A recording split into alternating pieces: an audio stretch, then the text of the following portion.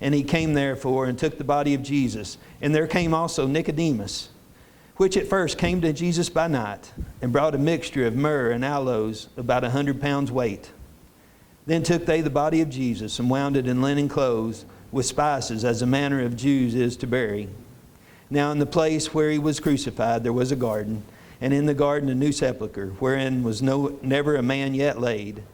And there laid they Jesus, therefore, because the Jews' preparation day, for the sepulchre was nigh at hand.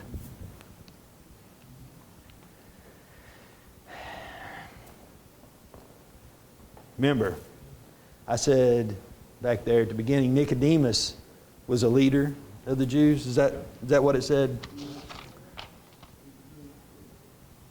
He was a ruler of the Jews. So he was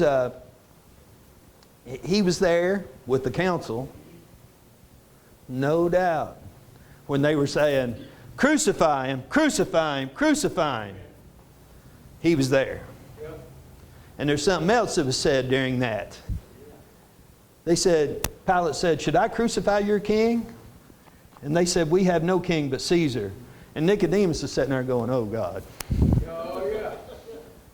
Oh Lord. What are they saying? Nicodemus was there. He saw them take Jesus away and scourge him. And the whole while he's sitting there thinking, for God so loved the world that he gave his only begotten Son, that whosoever believeth in him should not perish but have everlasting life. Yeah. He saw him. Yeah. He saw him pull him out there. Yeah.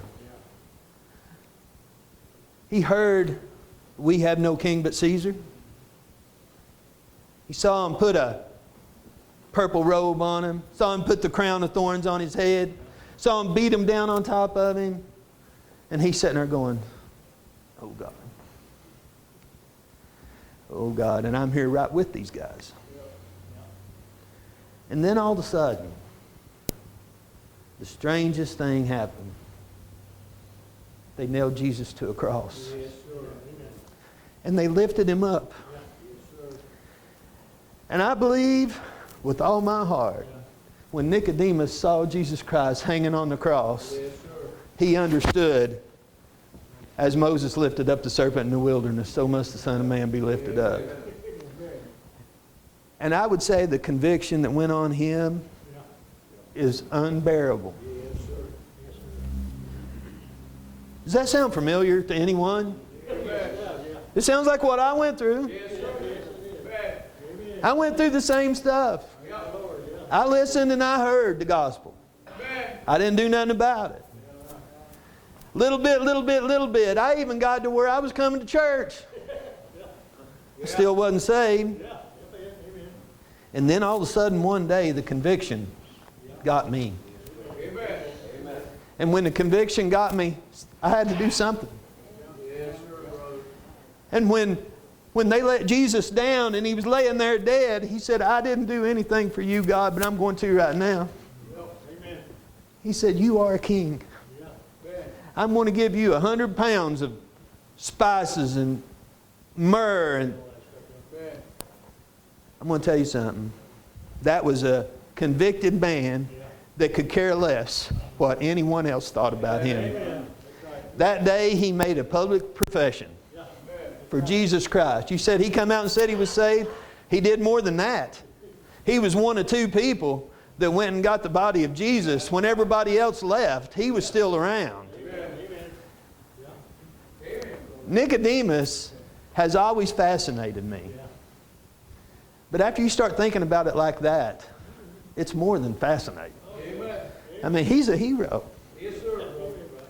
You take Peter. Peter was there through a lot of different things. I mean, he saw Jesus walk on water. He saw all those miracles. He saw the blind man get sight. He saw the lame walk. He saw all those things. And at the end, where was Peter? Nowhere around. All the rest of the disciples, where were they? They weren't there. But Nicodemus was.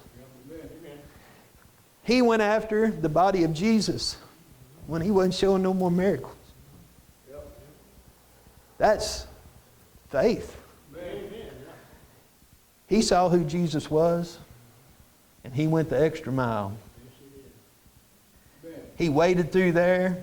He said, these Pharisees, Lord, I'm sorry. God, please forgive me for what I've done, for being part of that mess. But it's never going to happen again. I'm with you. That's Nicodemus. He gave him myrrh and aloes. He was one of the two people at the end. And he gave him a king's burial. I think Nicodemus changed from chapter 3 to chapter 19. And that's a perfect picture of a man going through salvation. It's just a perfect picture. Some people it don't take as long. Some people it takes a little longer. But faith cometh by hearing, and hearing by the word of God. Preacher, I'm finished.